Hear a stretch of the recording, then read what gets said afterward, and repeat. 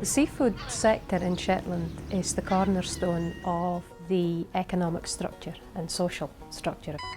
At present, it provides employment for about 1/4 of Shetland's population. Over £300 million per annum to the Shetland Islands economy. One box at 35 kilo. It's still the most important local industry. It contributes more to the economy than oil does, for example. There's the entire is coming in around just now.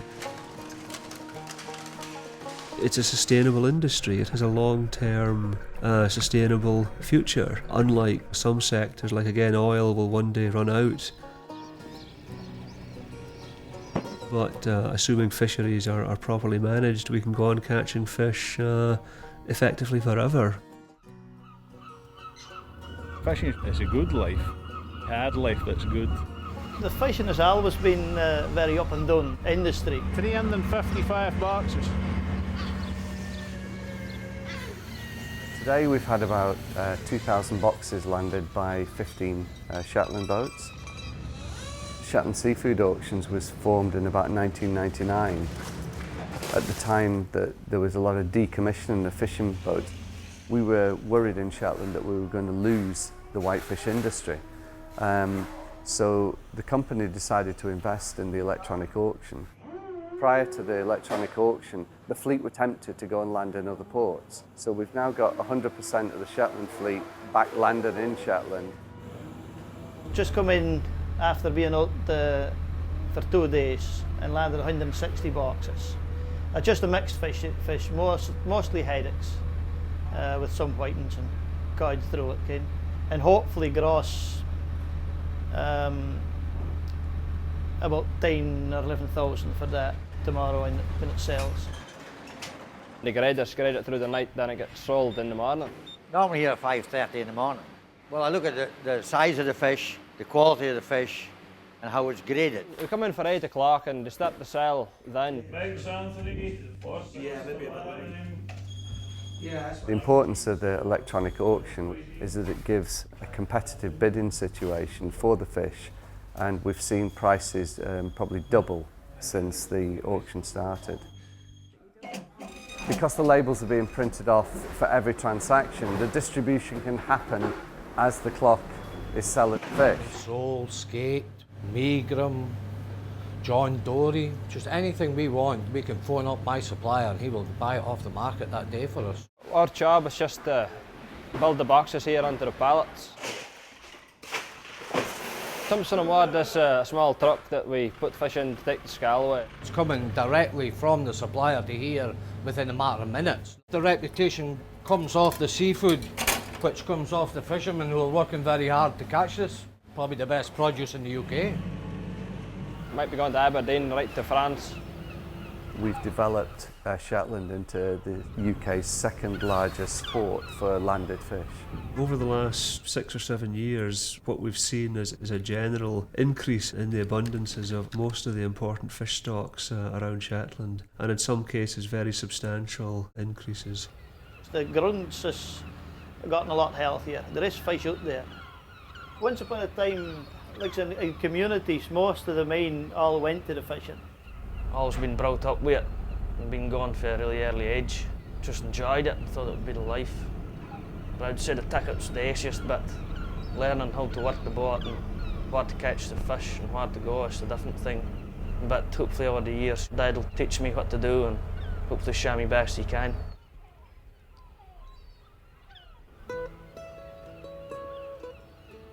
If you examine where the herring migrate, or so where the herring spawn, where the herring are dominant through the summer months, Shetland's very much in the centre of that. And the same for the mackerel's migratory route. The next vessel coming into land is the Ocean Venture, and I can see him on the AIS site. He's currently doing 13.5 knots and will be in the factory in the next hour and 20 minutes. Shetland Catch is the largest single factory of its kind in Northern Europe. We buy and process herring and mackerel being our main species. In terms of turnover and value to the local economy, I think last year was our biggest turnover at 73 million. From what we were 25 years ago, the factory is significantly different. It's far bigger capacity now. and we do things far more efficiently with fewer staff. So I think that's just a general symptom of the processing and catching sectors throughout the pelagic industry. Doing a study just now with sea fish, trying to establish the carbon footprint of herring and mackerel and show how they're caught by large vessels with very few discards and processed in a very efficient fashion. We're very active in the Eastern European market.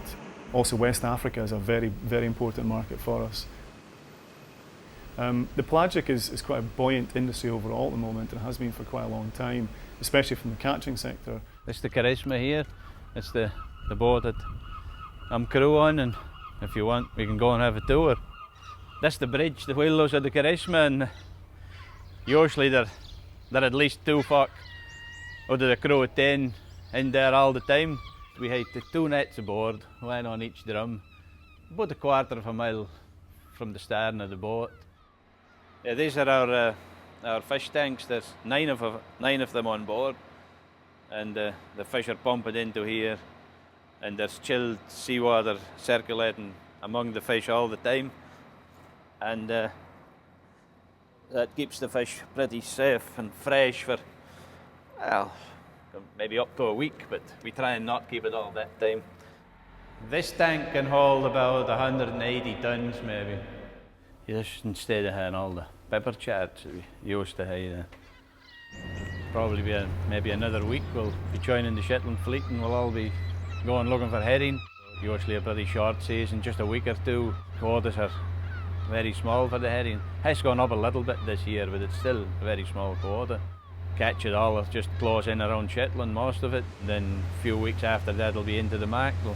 We're a very seasonally based company, so we have to really focus all our efforts when the seasons are running. It's quite a short season for us, so we're really, out of the 12 months of the year, we're only actually in production probably for 5 or 6 of those months. So it's a very condensed and very high pressure operation, which is great fun to be in.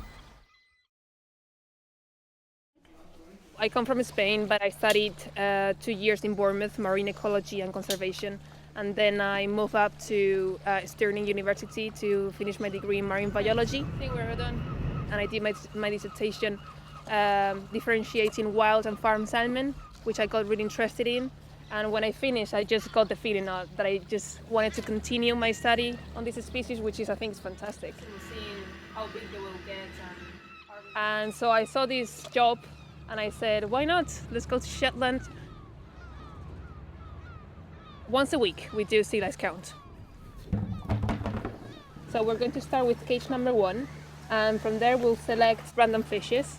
There's a significant amount of opportunity, whether it's right at the sort of entry level, which is being a fish husbandry man or feeding fish on site. That fish is clean. Right through to engineering potential. There's a lot of technology now applied to the whole process. There's opportunities for quite good career development. It is a big employer within the island. Most people will know somebody who's involved with the salmon industry. What we've seen with aquaculture is it's evolved from absolutely nothing, very small beginnings 30 years ago, into a multi-million pound industry, one of the biggest growing industries in the world, and a significant player within the Shetland economies. What you have in Shetland is you probably have the right culture, you have the right kind of affinity with the sea, you have the right kind of skill base, you have transferable skills for fishing and for other marine sectors. Now is the second meal of the day for the fish, so we're trying to see how is their appetite going. There's a lot of investment being made in fish farming in Shetland, significant investments, and for instance there's a new hatchery about to open which will offer job opportunities. It's a big shift again in the potential of Shetland. Doesn't get any better as this. In total then I have 600 crayls altogether. If you don't have enough get up and go, then it's not going to work, but if you do, then it can work. When I was about 11 then, Mum and Dad built a 11-foot wooden boat, and I got, my next door neighbour gave me 3 crayls. So I started fishing for green crabs in Vidland, where I bait. And it just kind of escalated from there. When I left the school, then I went to the whitefish, and then I saved up enough money in the time that I was there. buy myself a 20-foot creel boat with a licence on it. And then last year I decided to go for a new boat. The crabs, they go down to Scalwa to a company down there called QA Fish. They started buying earlier on this year, so it's good because it's another outlet. We have accreditation to show that fish that we source locally here and the fishermen are acting responsibly. You can tell by the colour, they're a darker colour when they're capable. This one's undersized but it's also soft. The work that I specifically do is along with the Shetland Shellfish Management Organisation, and we provide them with a lot of support in terms of collecting a lot of fisheries data. Really it's almost like counting the number of fish that are in the sea so that they can that the fishing isn't having a negative impact on the stocks. It's a good thing, it certainly gives a better idea of the sustainability of the stocks here. As you can see, they're plenty sustainable, there's plenty of the small ones.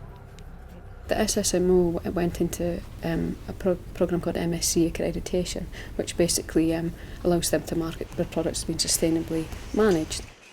We're the first in the world to get the scallop dredge fishery accredited. Between our 3 factories and our mussel farm, we employ 57 people, so it's very, very important for the local islands. I used to be a fisherman for 15 years, and in 1997 we started putting a few ropes to the water for mussel farming.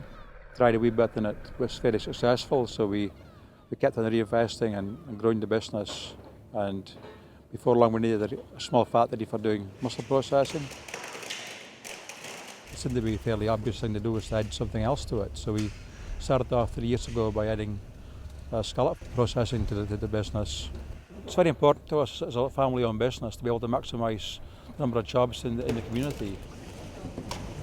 Earlier on this year we've added crab processing to the business too. Of course everybody wants to have sustainable fisheries. What I think we don't hear enough about is the sustainability of the fishing industry and the sustainability of fishing communities. It's good, it's all yours, and everything you're doing is you're working for yourself, you're no paying for somebody else's bank loans.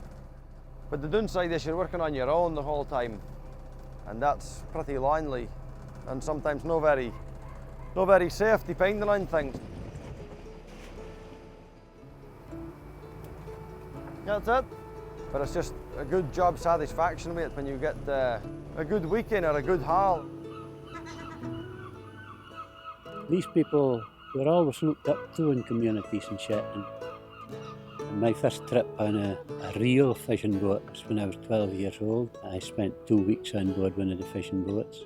But even before that, we started off working a few lobster crews, a few lobster pots. It's just what we were. We were fishermen, we were fisher boys. Fishing in the past has been very important to the whole of Shetland. And it's still very important, and I hope it'll be important for a long time to come.